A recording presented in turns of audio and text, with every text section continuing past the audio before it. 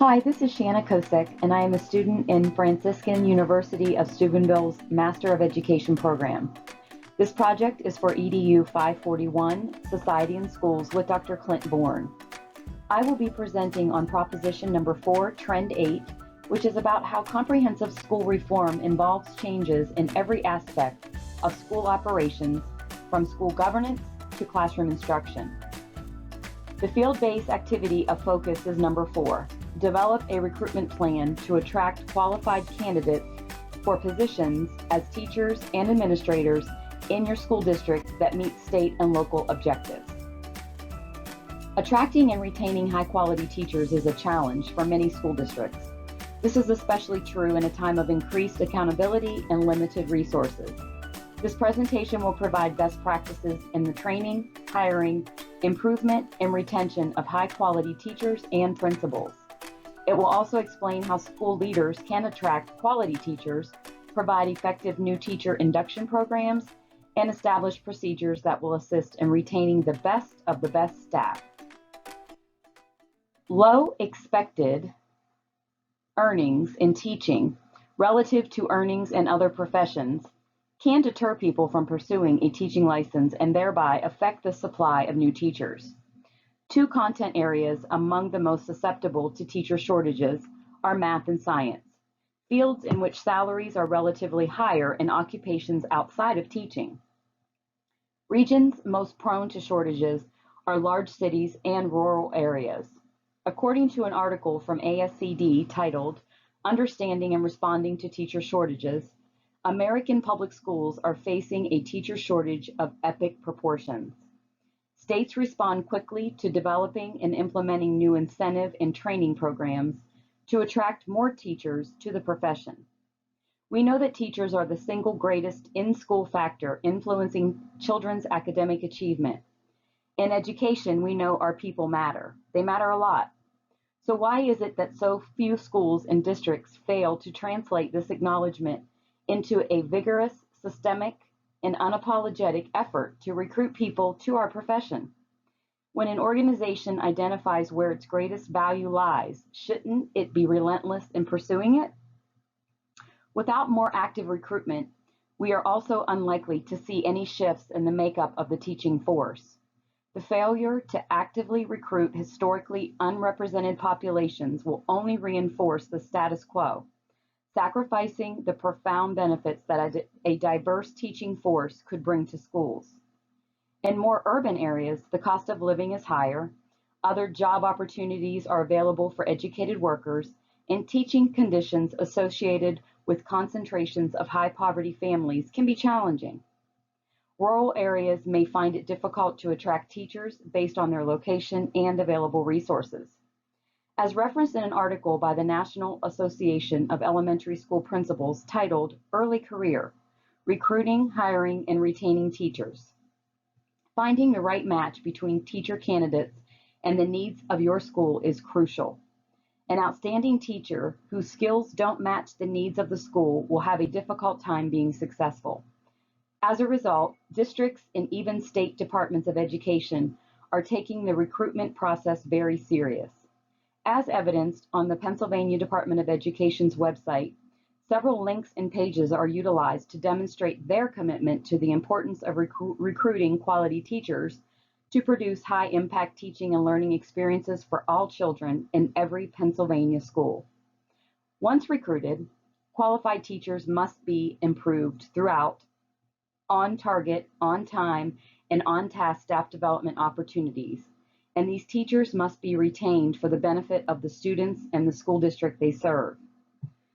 The biggest problem areas that beginning teachers share are classroom management, student discipline, required adjustments to the physical demands of teaching, and managing the instructional demands. Other problems often mentioned include isolation, difficulties managing interpersonal relationships with parents, heavy workload, government mandates, stress, and sacrifice of leisure time, and justification of work demands to others outside of the workplace. Recruitment, placement, development, and retention of high-quality personnel at all levels constitute a significant focus on the part of district leadership. Teacher attrition imposes costs not only on the students of the beginner teacher who replaces the outgoing teacher, but also on the school as a whole. For example, administrators and perhaps even other teachers must take time to familiarize and train new teachers, depending on the position and job duties. When a teacher goes, so does many years of experience and insight, which costs money to replace. Planning for teacher recruiting should be a conscious process. It should also be a continuous process. As discussed with my field educator, Mrs. Fatima Smuck, school administrators should establish goals and objectives for the district recruitment plan every single year based on needs.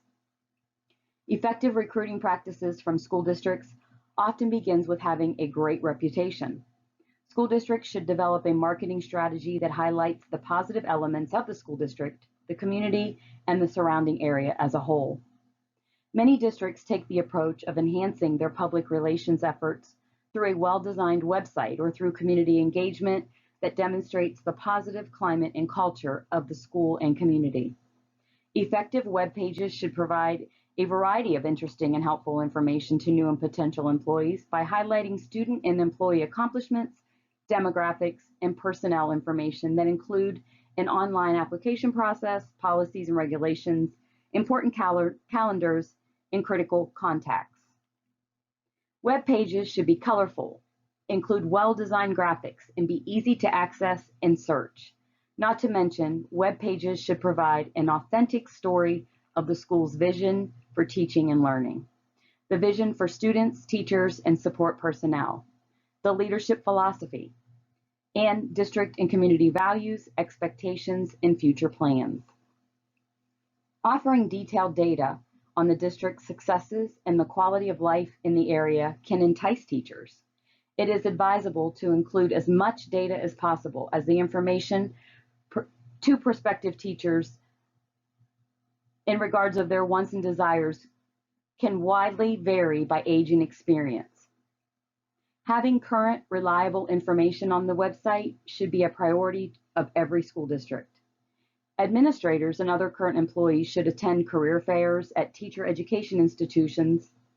Current employees can sometimes be the most effective cheerleaders for the district recruitment program. Allow teachers to be active participants in district recruiting efforts by sending them to meetings, conferences, teacher fairs, and other activities where they can network and share firsthand the great story of their school. The district should develop recruitment visuals such as DVDs, PowerPoint presentation loops, and display boards to use at teacher career fairs. School district paraphernalia such as Post-it notes, ink pens, and other giveaway items containing the district's logo should also be available at the district station at a career fair. The district needs to develop a packet of recruitment materials reflective of the different characteristics and needs in the district, which can be given to prospective teachers at job fairs or made available at all schools and at the central office. Prospective teachers should be encouraged to visit various schools through scheduling appointments. School visits should include informal meetings not only with the principal and other teachers, especially teachers at similar stages in their career. As Mrs. Smuck shared from her experiences, meetings such as these can serve as a reality check for prospective teachers in clear misconceptions they may have initially formed through word of mouth or even personal experiences. Some districts have created partnerships with local colleges and universities to encourage students to enter teaching. Districts should provide the colleges and universities with current information so that they can encourage prospective teachers to investigate the great things the school district has to offer. District administrators and teachers should volunteer as presenters in university teacher prep classes. Most programs welcome class presentations from practitioners who can provide a real-world perspective in dealing with current educational reforms, practices, problems, successes, and issues. This will only benefit the students in the classroom, not only, but should serve to further expose the special attributes of the school district. Furthermore, the district and the university should work cooperatively to design fieldwork placements in the district that will increase the pool of potential teachers who are familiar with the schools. Such placement also encourages new teachers to consider working in the school. Mrs. Smuck and I believe that districts should agree to sponsor internship programs affiliated with the local colleges and universities, with the hope that the interns will then teach in the school when fully certified. Additionally, pre-service internships build competence and professionalism in first-year teachers. The term growing your own sometimes is used in regard to recruiting teachers. Many school districts are able to grow their own teachers, or principals, so to speak, by having active and dynamic future teacher clubs in their schools. This is an excellent way to introduce students to the teaching and leadership professions and provide an opportunity for them to live and work in their local communities after they become certified. Grow your own programs can also involve district personnel looking within their classified employee and volunteer groups for potential teachers and future leaders. District administrators should try to offer incentives to these classified and volunteer groups, and then assist them in obtaining an education degree. This will encourage others in becoming teachers and can also build a strong allegiance to the district. Grow your own programs also take advantage of aspiring teachers' tendency to desire to return home to teach. Teachers prefer to teach close to where they grew up and in areas demographically similar to their hometown. This is actually my story. After living and working in Florida upon completion of my bachelor's degree in teaching, I've always wanted to return to my roots and give back to the community that gave so much to me as a child. It didn't take long for that return to become my reality. People are more likely to enter teaching when starting teacher salaries are high relative to salaries in other occupations. The fact that average U.S. teachers' salaries are low, current salaries may not be high enough to attract a quality teaching force. Another financial recruiting incentive is loan forgiveness, whereby school districts offer to assume full or partial responsibility for payment of student loans and other less expensive debts for beginning teachers. For example, school districts may contact lending institutions that have new teachers as clients and work with them to help decrease interest rates or consolidated loans. Other financial recruiting incentives include signing bonuses for teachers in high shortage subject areas, scholarships for newly qualified teachers who voluntarily take classes in a designated shortage subject area, and tuition reimbursement for advanced educational degrees. Other recruiting strategies include advertising open positions in newspapers and university placement centers and making personalized follow-ups to job inquiries in order to foster positive feelings about opportunities within the district. Leadership transitions provide opportunities for organizational growth and development. In the field of education, choosing an effective school principal is one of the most significant decisions that a superintendent or school board can make, as new leadership can propel a district forward in meeting its goals. Principals are responsible for setting school improvement agendas and teacher workplace conditions, and ensuring that the school performs in accordance with state and national policies and community expectations. However, many school districts report that recruiting and selecting new school principals is challenging. Hiring a new principal can affect the vitality and student achievement rates of a school. As Mrs. Smuck and I discovered, research indicates that school principals heavily influence teachers' working conditions and affect the ability of districts to attract and retain talented teachers. School leadership, after instructional quality, is the most significant school-related contributor to what and how much students learn at school. When making hiring decisions, superintendents and school boards must consider the future of their district and schools. Perceptions of teaching and learning have changed during the past 10 years, and expectations of schools and the principals who lead them have changed as well.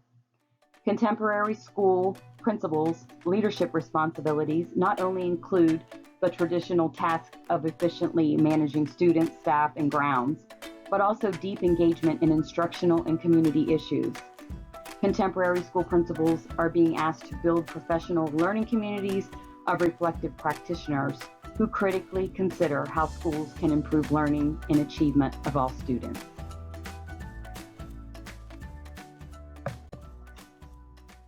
Hi, this is Shannon.